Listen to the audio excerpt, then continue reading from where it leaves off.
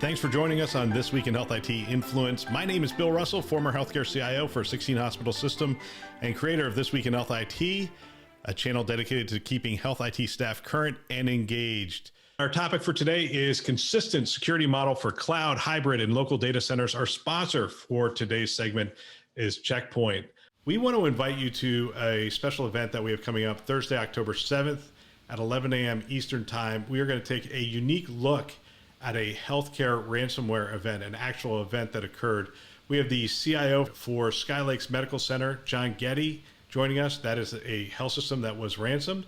And we have Lee Milligan, the CIO for Asante. And Asante is the EHR host for Sky Lakes. They're the Community Connect partner for Sky Lakes. And they're going to recount the events and the effects that it had on the interconnected health systems, some of the things that they did that they believed worked pretty well, and some of the things that they think could have prepared them better for the event.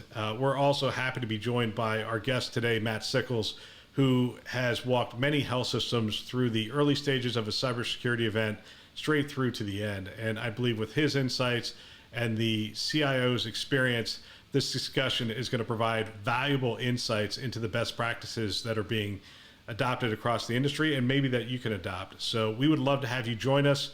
And if you want, you can provide us questions ahead of time. It's in the sign-up form, and we will make sure we address as many of those as we possibly can. So there's a webinar Thursday, October 7th at 11 a.m. Eastern Time. You can sign up on our website, thisweekhealth.com/register.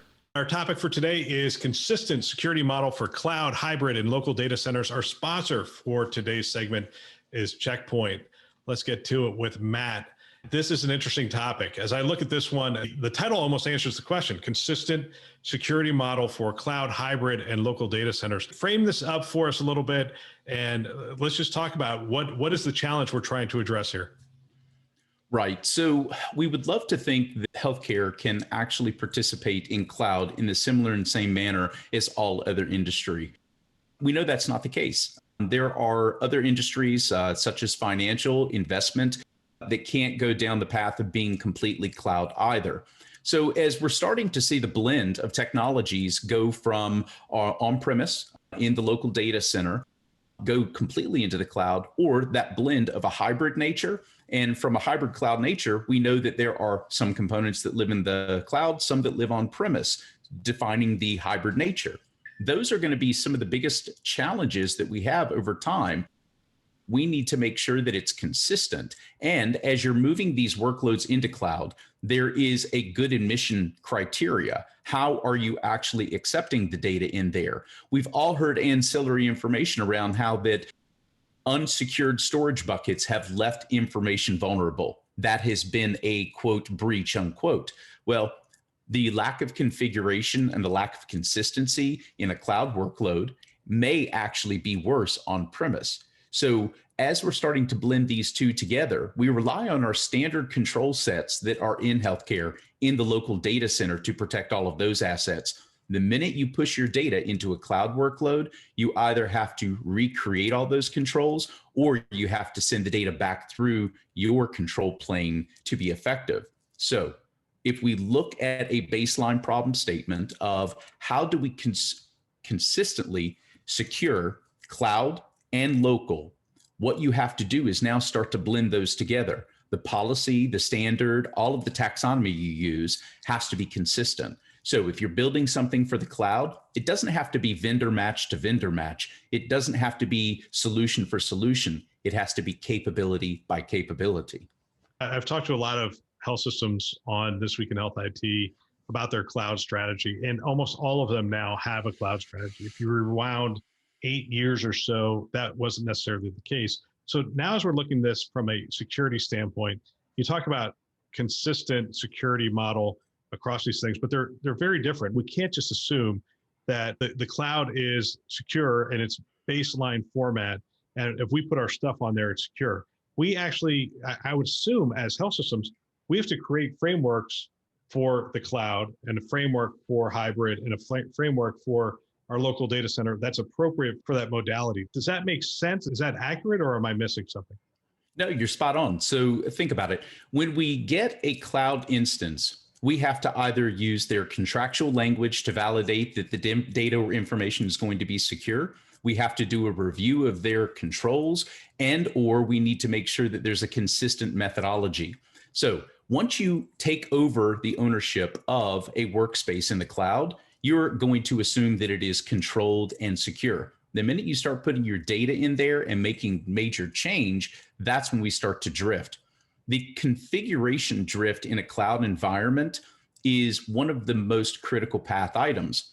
We have learned to deal with that on premise over time, but there's a brand new lexicon. We have skills uplift that needs to occur in all industry, not just healthcare. So if we move data to the cloud, if we move information to the cloud, and then we change a configuration, there has to be a validation. We work very closely on standards that have been produced by the Cloud Security Alliance. It then references NIST and ISO, HIPAA, other methodologies. We do like cloud security frameworks for the reason that it gives us consistency. And if we follow a lot of the rubrics of success of how we get to cloud workload, we need to make sure that we're not putting an undue burden on those remote resources. We're not just guessing that the effective security controls have been validated by that third party. So now think about the controls that have to be put in place. Not only effective controls in cloud, not only the consistency of those controls on premise, but then a validation that both of them are working together.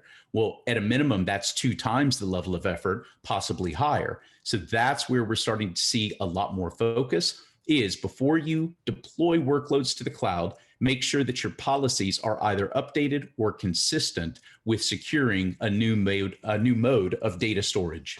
Do the tools, the technology tools, the controls, is it the same kind of tool sets across cloud hybrid and local data centers? Are we seeing like a common set of tools that we can apply across the entire enterprise?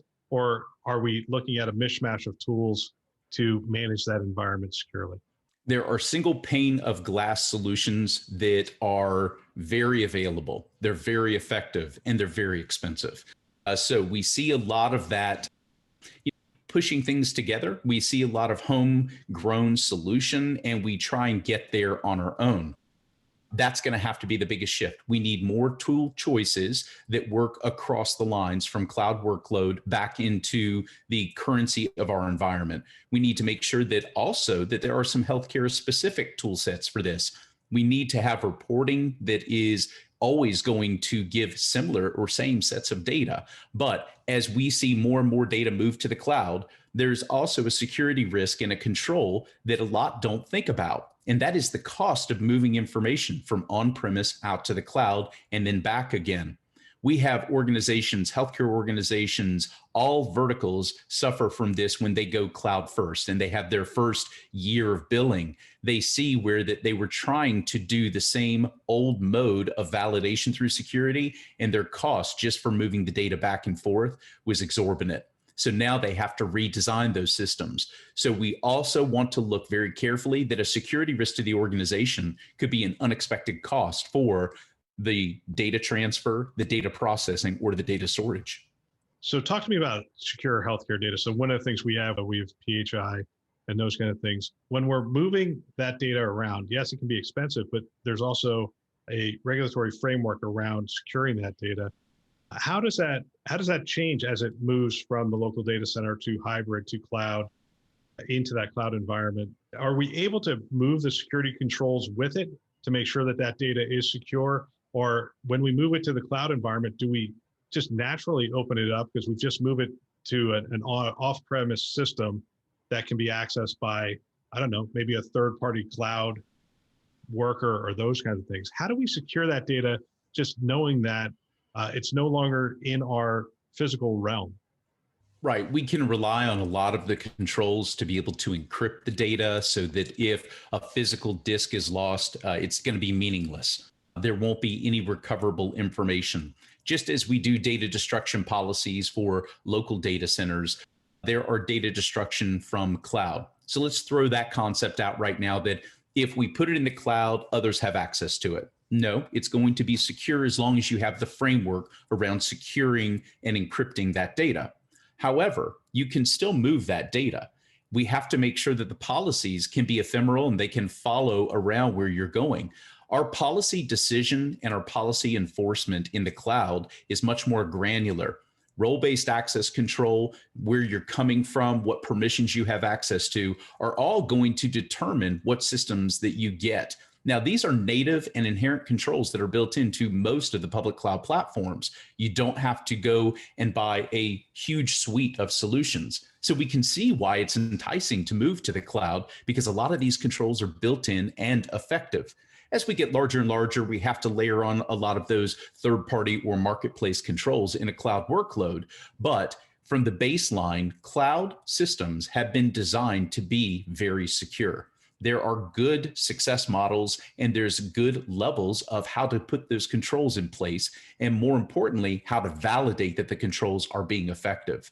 When we have a firewall on premise, we always use that as our baseline. Now we get to follow the person and the data. Talk to me about what a mature health system would look like in terms of their model across cloud, hybrid, and local data centers. What would a mature framework look like from a health system like that? Sure. So we have to make sure that the data of record and the data ownership has good performance. The very first thing that we have to look at is, how do we put effective security and we can put controls in place without impacting the performance? So if we move a workload to the cloud, will it perform? That is one of the most mature organizational questions that can be asked. So if you're asking about performance instead of security, and you have a security plan already, the performance is a very mature statement of what can we get to. Will we be able to have access if there is an event? So let's take a ransomware event. Let's layer it on top of an organization. Let's say that they have their data for their EHR, EMR in a hybrid state. They have an air gap backup and a clean room that they can put their systems in. Instead of seeing 30 plus days of recovery, a mature organization can see 4 hours for recovery, a real return to operations, a downtime that is reasonable and meaningful for the organization, and something that's also manageable. That would be the maturity curve that we want to see. We want to see an organization that is not just self-healing, but is also healable with minimal intervention. So what's next? So I'm a health system leader, and I'm looking at this going, yeah, I'm not sure we have the frameworks in place. I'm not sure we are at a good maturity framework across our various environments. How do we get there? What are some steps? What's the next steps I should take? The baseline of what you have today is one of the most critical path items. If you know what systems you're using, where the data is moving into cloud platforms, whether it is infrastructure as a service, platform as a service, or software as a service, knowing exactly how you're communicating in the currency of what cloud is. Taking that baseline of what you're exchanging, now take a look at what the goals are for the architecture. Will you be able to effectively put that workload into a cloud? Will you be able to bridge that with your local data center for a hybrid approach? So the baseline of what you have today, where your security controls are effective, and most importantly, how you can shift that from the traditional access model to that role-based access control, that granular access. That's going to be one of the most effective starting points. And once you get the baseline of how secure are you, how are people accessing the data, and where is data going, you can start to just lay out those large building blocks and come up with goals, near term, midterm, and long term. That is going to be the success story that most organizations has, is taking an honest look at themselves today and where they want to be in 12 months and develop a plan to get there, and get there effectively within budget and within timeline. Fantastic. Thanks, Matt. Appreciate your time. That really sets up our next conversation well. Thanks again. Hey, thanks, Bill. What a phenomenal conversation. We want to thank our sponsors, Sirius Healthcare and Checkpoint, who are investing in our mission to develop the next generation of health leaders. Thanks for listening. That's all for now.